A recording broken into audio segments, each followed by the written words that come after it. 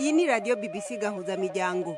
Ivuga irondere kuri metero 19, 25, 31 na 41 ku mirongo ya FM mu karere k'ibiyaga binini no kuri internet kuri bbcgahuza.com.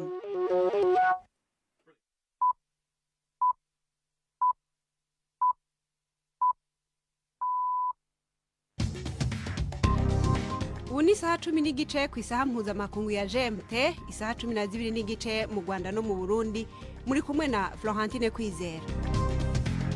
Amahoro ni kaze mwese mu kiganiro cacu co kuri uyu wa mbere itariki 12 z'ukwezi k'umunani muri 2024. Mu ngingo zimwe zikigize leta zunze ubumwe za Amerika zisa n'izigabirije aho zegereje uburyo bwa gisirikare hafi mu gutinya ko intambara zishwara akarere ku burasirazuba bwo hagati.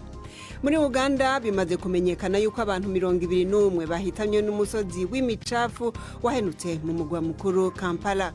Mu Burundi uno munsi bamwe mu bakozi ba leta ntibinjiye mu biro ahubwo bafashe umweyo baja mu gikorwa co gusukura aho bakorera nkuko babisabwe n'umukuru w'igihugu, kandi ibi ngo subwanyuma.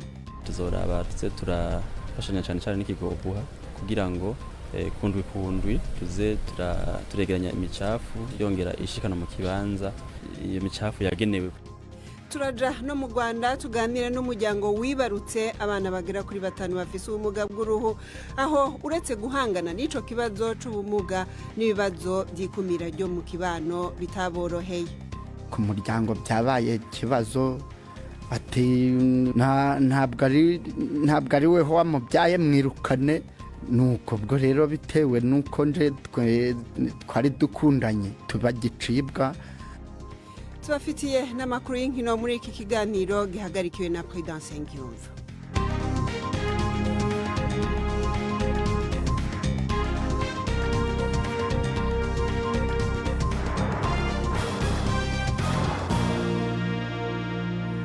Idonido kuri ivyo vyose ni mukanya mubanze mutega amatwi amakuru yo hirya no hino ku isi avugwa hano kuri BBC, mushikirizwa na Prime Ndikumagenge ari mu biro vya BBC i Nairobi.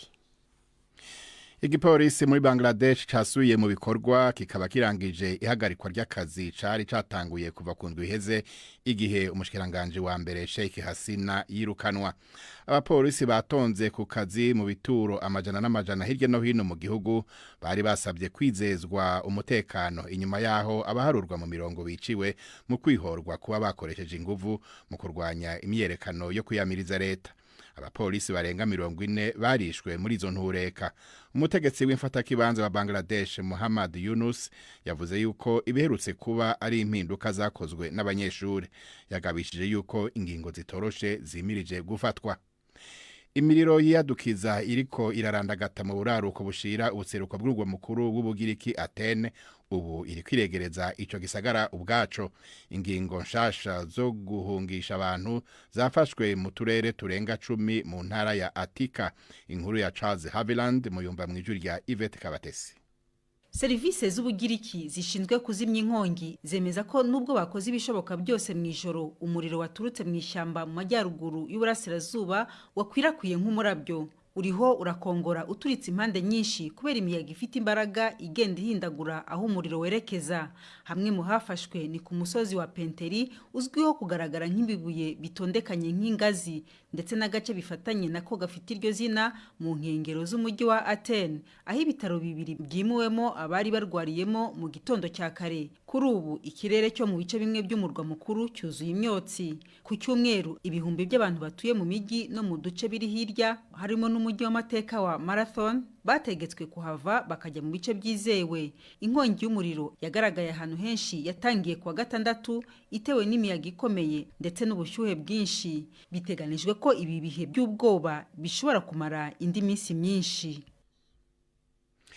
Intumwa idasanzwe ya leta zunze ubumwe za Amerika muri Sudan avuga ko yababajwe cyane n'inkuru z'uko umugwi witwara bwa gisirikare Rapid Support Forces canke RSF uriko urasukira ibisasu ku ngo, ibitaro hamwe n'amashure y'imicuko. Tom Perriero avuga yuko abana bariko baragwa muri ivyo bitero. Amakungu aguma arushiriza guhagarika umutima n'ubuzima bw'abanyagihugu basanzwe mu gisagara ca El Shafer ingabo za RSF ziriko ziragerageza gufata.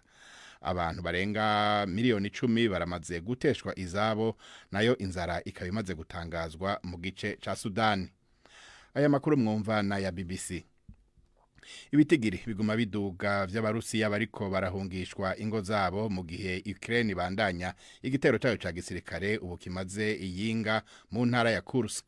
Umukuru w'iyo ntara Alexei Smirnov yavuze yuko amategeko yo guhungishwa yafashwe no ku karere ka Bolovski mu bumanuko bwaho ibikorwa vya Ukraine bikomeye cyane kakaba kabamwo abantu ibihumbi 14. Aha Smirnov yariko arabwira umukuru w'igihugu uko ibintu vyifashe. В настоящее время ситуация в регионе сложная. На сегодняшний день под контролем. Kuri ubu ibintu muri karya karere birakomeye. Gushika uno munsi ibigwati bituwe 28 biri mu minwe y'umwansi. Uburebure bwaho bamaze gushika binjira mu gihugu mu ntara ya Kursk ni birometero 12. Mu bwaguke naho werekeza ku Gwasiro ni birometero 40. В том числе 10 детей. Abari abantu barenga ibihumbi 11 bavuye mu ngo zabo mu karere bihana urubibe ko mu ntara ya Belgorod kubera ivy'umukuru w'igihugu nako ivy'umukuru w'iyo ntara yise ibikorwa by'umwansi ku rubibe. Belgorod isanzwe imaze amezi atari make igabwa ko na Ukraine ibitero by'ibisasu vya misile. Uwahoze ari umukuru w'urwego rukomeye cyane rw'iperereza ISI rwa Pakistan yafashwe ubu akabagiye kuzocirirwa urubanza na sentare yo mu gihe c'intambara. Igisirikare cavuze yuko Faiz Ahmed umugenerale yakukurutse ubu ari mu minwe y'igisirikare. Vyibazwa yuko ari bwo bwa mbere igikorwa nk'ico kibaye ku muntu yatwaye iperereza muri Pakistan. Uwo mugenerale yakoze mu gihe c'intwaro y'uwahoze ari umushikiranganje wa mbere Imran Khan. Yaramaze igihe ariko arakorwa ko amatohoza yikekwa ko yakoresheje ububasha bw'akazi nabi. Umwe mu bagwiza tunga yubakisha amazu amwagiriza gutanga amategeko yo gutera ibiro vyiwe haraheze imyaka myinshi aho ibintu vy'agaciro birimwo diamant n'inzahabu vyafashwe. Ntaco General Ahmed yabivuze ko. Umukuru w'idini ryo muri Kenya ariko aracirirwa urubanza rwo kwica atabigambiriye kubera urupfu rw'abantu barenga 400 bari abayoboke biwe. Ubu mupastori yabwihaye Paul Nthenge Mackenzie yarengutse muri sentare mu gisagara ca Mombasa ari kumwe n'abandi barenga 90 bakurikiranwa hamwe nawe. Ubushikiriza manza buvuga yuko abantu 100 bazoza kuba ivyabona. Mackenzie n'abandi baharurwa mu mirongo mu bikekwa bavuze yuko ataca habemera cyo kwica batabigambiriye. Bagirizwa kandi iterabwoba, ukugandagura, kunyuruza no kuboreza abana igufa. Mu mwaka uheze igipolisi cyamaze igihe kiriko kirarondeza mu ishamba rya kure aho batoye abantu hafi 440 bahambwe mu kivunga. Florentine. Urakoze Prime ndi kumagenge kuri ayo makuru ya BBC.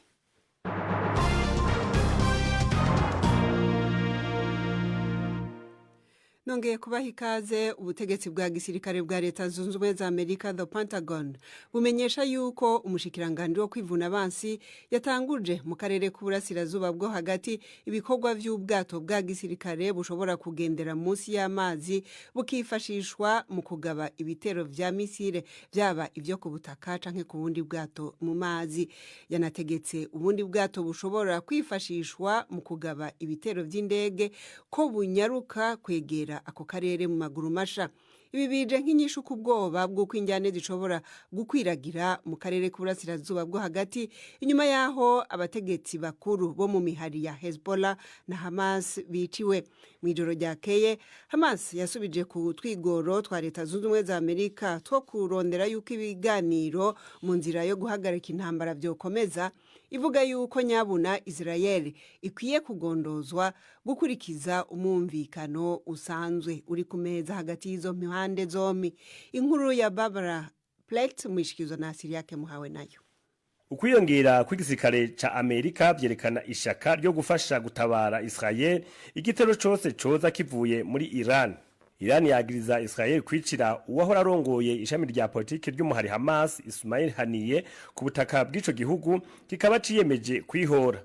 Ariko ubutegetsi bwa Biden bubona ko ihagarikwa ry'intambara muri Gaza ryotuma abanyayisraeli bagizwe ingwate barekurwa yo bari yo nzira nziza yo gusukamwo mabisi mu ntambara ibera muri ako karere bukaba bwarateye akamo ko ibiganiro vyosubira gutangura ku munsi wa kane. Israel ivuga ko ishobora kurungika abayisurukira muri ivyo biganiro, Hamas nayo yagize ici bivugako. Uwo muhari uvuga ko ivyo biganiro byotangurira aho vyari biteye atakongeramwo ibindi bintu bishasha. Itangazo ry'uwo muhari ryemeza ko uzitaba ivyo biganiro naho umukuru wawo aherutse kwicwa. Amerika yaheruka kwagiriza Hamas gutuma ibiganiro ataco bishikako. Ariko ibimenyesha makuru vyo muri Israel bivuga ko Amerika yagumye ifata umushikanganje wa mbere wa Israel Benjamin Netanyahu nk'ubifisemwo uruhara kubera yagirizwa kuguma ashaka gushimisha abo mu runani rwiwe bafise ivyiyumviro bikaze mu gushira imbere inyungu za Israel. Ku nshuro ya mbere mu ndwi iheze ibiro by'umukuru w'igihugu vya Amerika byanebaguye ku mugaragaro umwe muri abo bagize urunani ruri ku butegetsi. Inkuru ya Barbara Plate. Tuje ku mugabane wa Afrika, umwe muri bakizigenza mu banyapolitike batavuga rumwe na leta ya Tanzania Tundu Lissu n'abandi babiri bo mu mugambwe we Chadema batawe muri yompi mu gihe bwaca haba ikoraniro ry'ugwaruka ryatunganirwe n'uwo mugambwe. Igipolisi kikaba cari cabujije iryo koraniro. Mu ntango z'umwaka uheze, Perezida Samia Suluhu Hassan yakuyeho ingingo ibuza amakoraniro n'amanama y'imigambwe. N'ingingo yari yashizweho n'uwo yasubiriye John Pombe Magufuli muri 2016. Inkuru ya Alfred Lastic mwishikizwa na Prudence Ngyumva. Ikimoteri cya hegitari 14 cyahitwa Kitezi nicyo cyonyine Kampala yifashisha mu kumena imyanda, umujyi utuwe n'abantu hafi miliyoni 4. Umuyobozi w'umujyi wa Kampala Elias Rukwayo yabwiye ibiro ntaramakuru by'Ufaransa AFP ko ari impanuka yagombaga kuba kandi ko abantu benshi bashobora kuba bakiri munsi y'ubutaka.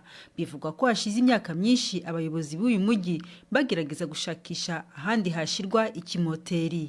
Kuwa gatanu w'icyumweru gishize, umusozi muremure ugizwe n'ibishingwe wararidutse ugwira amazu ahegereye mu masaha abantu bari baryamye nk'uko bitangazwa n'ibiro ntaramakuru by'Ubwongereza Reuters. Perezida Yoweri Museveni yategetse ko hakorwa iperereza ry'uburyo abantu bemerewe gutura hafi cyane yahashobora kubera impanuka mu buryo bworoshye, asaba ko abasigaye bahita bimurwa bagakurwaho yise ahantu hateye inkeke. Uyu munsi mu gitondo umuvugizi wa polisi yatangaje ko bashoboye kubona imirambo y'abantu 21, 4 muri bo bakaba ari abana. Naho umuvugizi wa polisi mu mujyi wa Kampala Patrick Onyango yabwiye AFP ko ku cyumweru bashoboye gutabara abantu 14. Yongeyeho ko ibikorwa by'ubutabazi bigikomeza kugeza ubwo bazizera ko nta usigayemwo. Bwana Onyango avuga ko abantu hafi 1,000 bavuye mu byabo kubera iryo riduka ry'ikimoteri. Ntiyavuze umubare nyawo w'abari bahatuye muri abo cyangwa niba bari batuye hafi yaho. Abenshi muri abo batunzwe no gusakasaka muri ibyo bishingwe bashakisha ibyo bashobora kugurishamo. Umuryango utabara Red Cross uratanga amahema ku bakeneye aho bikinga by'agateganyo.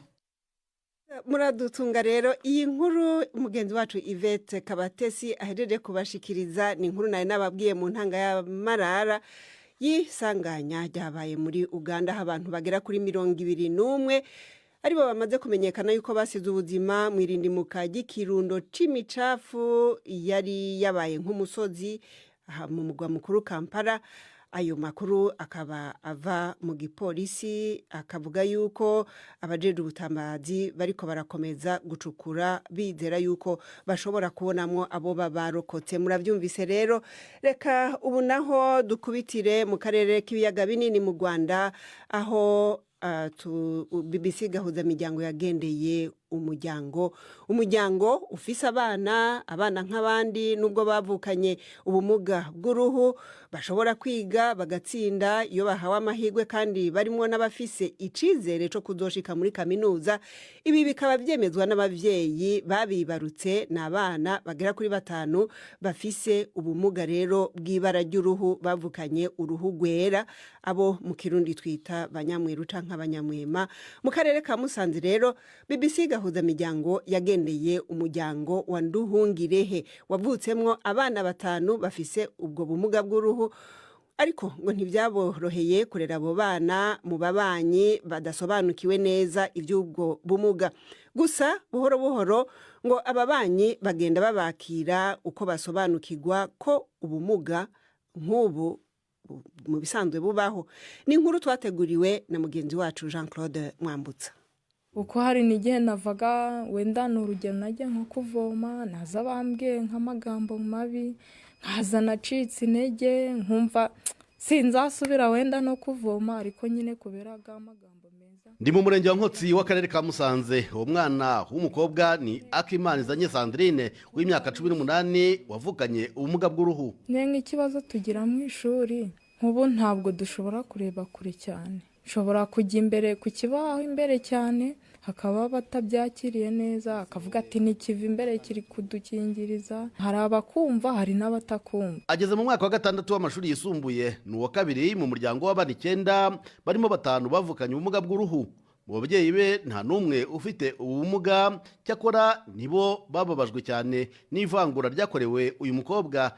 Mukuru we ubujuje imyaka 24 ndetse n'abandi bana 3 bakiri bato.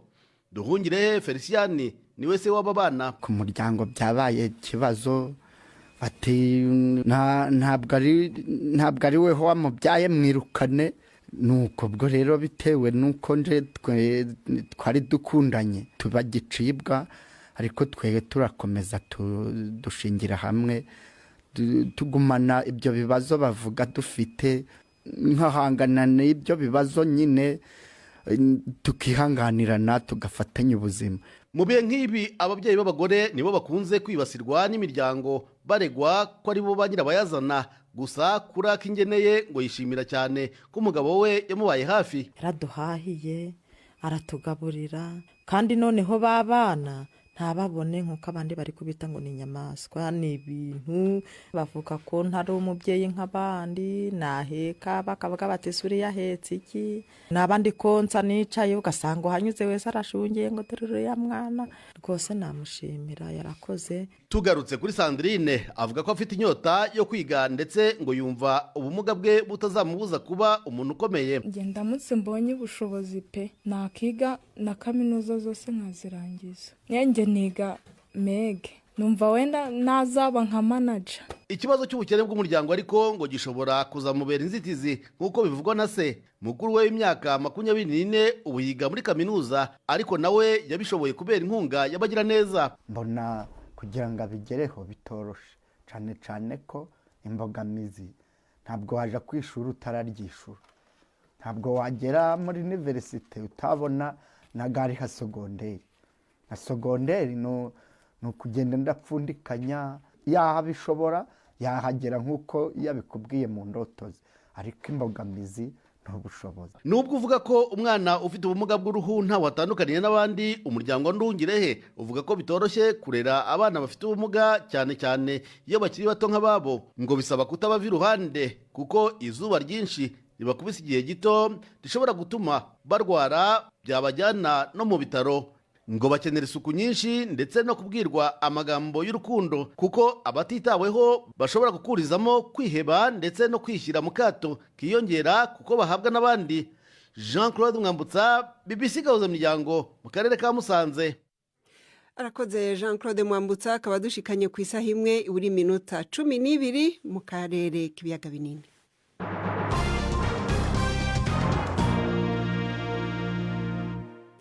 Reka mu nkundire ngaruke kuri ya nkuru nababwira mu kanya yerekeye abatavuga rumwe na leta muri Tanzania, aho umwe muri bakizigenza mu mugambwe Chadema Tundu Lissu n'abandi babiri bo muri uwo mugambwe Chadema batawe muri yompi mu gihe bwaca haba ikoraniro ryo gwaruka ryatunganijwe n'uwo mugambwe. Igipolisi kikaba cari burije iryo koraniro mu ntango z'umwaka uheze. Rero nkuko nabibabwiye, Perezida Samia Suluhu Hassan yari yakuyeho itegeko ribuza amakoraniro n'amanama y'imigambwe. Ni itegeko ryari ryashizweho n'uwo yasubiriye John Pombe Magufuli muri 2016. Ni nkuru ya Alfred Lastek mushikirizwa na Prudence Ngiyumva. Umuvugizi wa Chadema yavuze ko abanyamategeko bari gushaka kumenya aho Tundu Lissu n'abandi bayobozi babiri bo ku rwego rwo hejuru bari kumwe nawe bafungiwe. Bari bateguye gukora inama y'urubyiruko mu majyepfo y'uburengerazuba bw'umujyi wa Mbeya, ariko polisi yashinjira ishyaka ritavuga rumwe na leta gutegura imyigaragambyo iri mu rugomo. Bisa nkaho abategetsi bikanze ko bashoboraga guhura n'imyigaragambyo isa n'iheruka mu gihugu cy'igituranyi cya Kenya. Bwana Lissu yagarutse muri Tanzania mu mwaka ushize nyuma y'imyaka 2 ari mu buhungiro mu Bubiligi aho yiyondoreraga amaze kurokoka igerageza ryo kumwivugana igihe yaraswaga inshuro 16. Dukomereze mu Burundi aho kuri uyu wa mbere mu bushikiranganji no mu bisata bitandukanye vya leta mu gisagara ca Bujumbura atabuzi bwakozwe nkuko bisanzwe abakozi bose uhereye kuba barongoye ahubwo bazindukiye mu bikorwa byo gusukura inyubako abakoreramwo n'imicungararo yazo. Ni nyuma yaho umukuru w'igihugu mu mpera z'indwi heze aneguye ko henshi mu harangurirwa imirimo ya leta hadasukugwa neza bikwiye. Perezida Evariste Ndayishimiye yaciye ategeka yuko kuva kuri uyu wa mbere atawuzoba ari kuriwe kwinjira mu biro akoreramwo atabanje kuhakorera isuku. Jidas Ihundimpundu yagendeye ahakorera ubushikiranganje bumwe bumwe maze adutegurira inkuru ikurikira. Kubisa imwe y'igitondo mu bushikiranganje bw'amagara y'abantu havuga imikubuzo, ibipawa biyora imicafu, amasuka harura n'ivyuma bikata amashurwe n'amashami y'ibiti. Umushikiranganje Ridwina Baradahano bwiwe yari yafashe ya mbere mu ipantaro yirabura, agapira gatukura, ibirato vyitwa souplesse n'agafukamunwa kamukingira ivumbi. Akuya kari kamurenze ariko arakubura cyo kimwe n'abandi bakozi. Ubu bushikiranganje buri mubwo umukuru w'igihugu Evariste Ndayishimiye yagendeye mu mpera z'indwi heze ariko yihweza ingene ivy'isuku vyifashe mu bisata bitandukanye. Umunyamabanga ntayegayezwa muri ubu bushikiranganje muganga Olivier Nijimbere yabwiye BBC ko baciye bitunganya mu bisata vyose bazindukiye muri kino gikorwa c'isuku n'isukura, aho nkuko muvyibonera ngaha twazindutse twegeranya imicafu cyane cyane cyo nabamenyesha nuko twakoranye n'ikigo Obuha kuko imicafu yose twegeranije baturungikiye ikamyo ishiza iraza kubiseha kugira ngo ibijane mu bibanza byabigenewe. Ingingo nyamukuru twaciye twiha nuko tugiye tuza turabikora kenshi gashoboka ubwa mbere na mbere ho n'akazi ka misi yose, ariko kandi tuzoraba tuze turafashanya cyane cyane n'ikigo Obuha kugira ngo kundwi tuze turegeranya imicafu yongera ishikana mu kibanza iyo micafu yagenewe. None imicafu bazoyijana hehe? Olivier Nijimbere aravuga ingingo bafashe. Murabona nk'ibi vy'impapuro ntitwaheza ngo tubiturire kuko twatuga turonona ikirere, twatuga turonona amagara y'abantu ariyo dusanzwe tujejwe. Ikindi novuga nuko tugiye kuzoshiraho novuga ama incinerateur kuko urabona ko nko mu mavuriro dusanzwe dufite ama incinerateur. Dusanzwe rero ari ngombwa yuko no ngaha twa dufite incinerateur canke hafi kugira ngo tuze turabiturira dukurikije amategeko ajanywe n'ingene imicafu nk'iyi itunganywa kugira ngo ntitwonone ikirere ntitwonone amagara y'abantu. No mu bindi bisata nta kindi cakozwe. Akarorero ni mu bushikiranganje bw'ikigega ca leta. Umushikiranganje Odasi Niyonzima wasanga afise isuka mu bandi bakozi ariko araharura yongera asibura imiserege. No mu nama nshingamateka niko vyari vyifashe. Umukuru wayo Geraze Ndabirabe nawe nyene yagaragaye ari kumwe n'abakozi afise isuka ariko araharura ivyatsi. Gildas Ihundimpundu i Bujumbura. Arakoze Gildas Ihundimpundu. Imbere yo gukomeza reka tubahonje ku runana rw'ejo.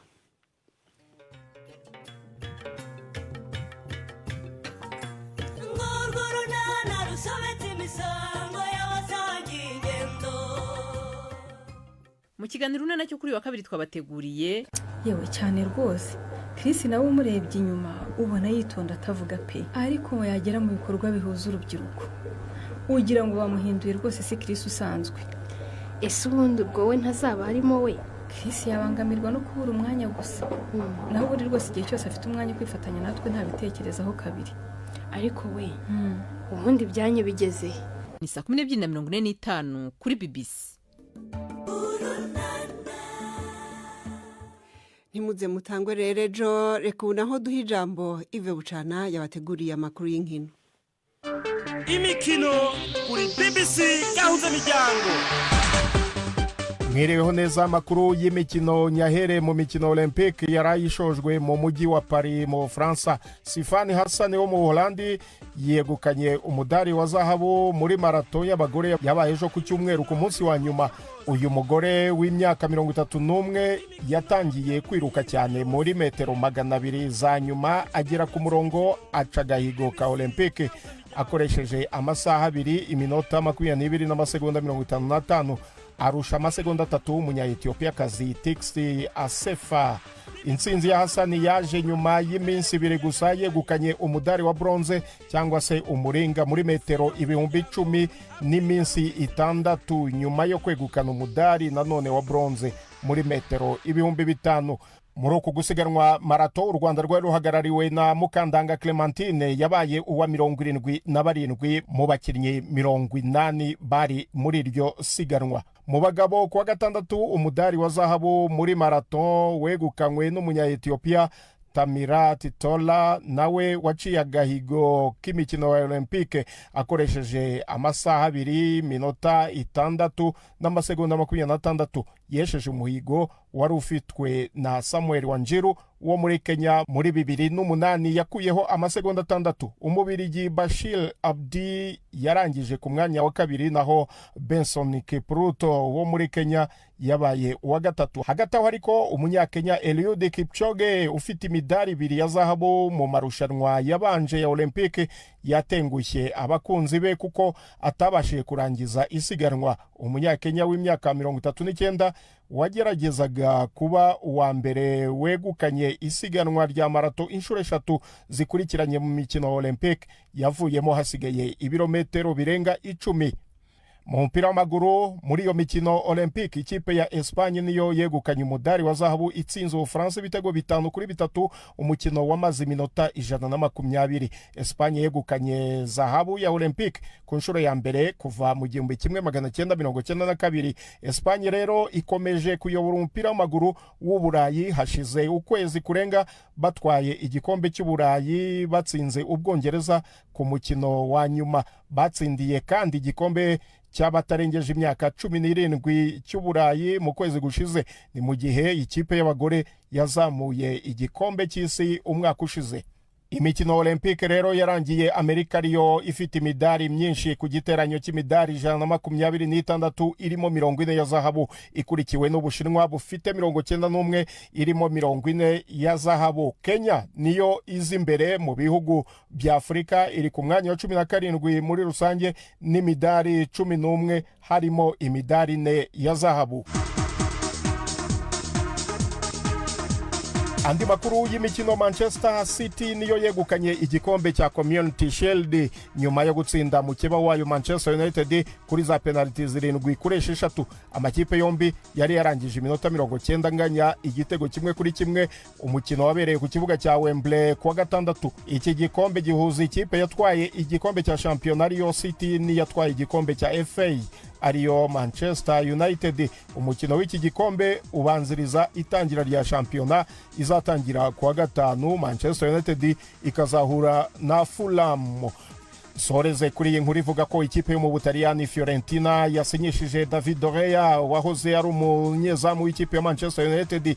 Uyu mukinnyi w'imyaka 33 yamaze shampiyona ishize yose yicaye nta kipe afite nyuma yo kurangiza amasezerano ye muri United yarangiye muri 2023.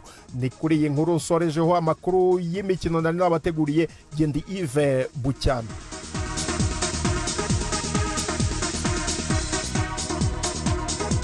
urakoze Yves Bucana. Naje mbere yuko nsezera abadukurikirana babwira yuko ishirahamwe riharanira agateka kazina muntu Amnesty International rihamagarira leta ya Tanzania nako igipolisi cayo gusigaho gufata agasakisaki abatavuga rumwe na leta no kubapfunga.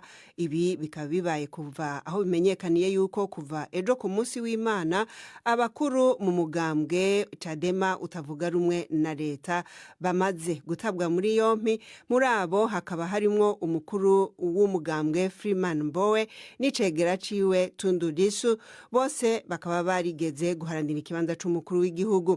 Bari bahamagaje ikoraniro ry'ugwaruka rw'uwo mugambwe ryari kubera mu gisagara ca Mbeya mu manuko bushira uburengero, ariko ni ikoraniro police yari yaburije yuko ryoba.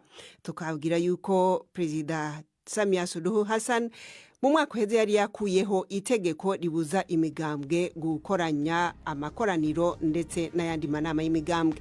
Kino kiganiro cari gihagarikiwe na Prudence Ngiyumva, mu ijwi ariko mwumva Florentine Kwizera, mu buhinga bw'ivyuma ni Chris yadufashije.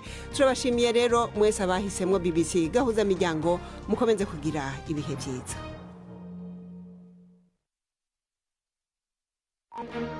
Thank you.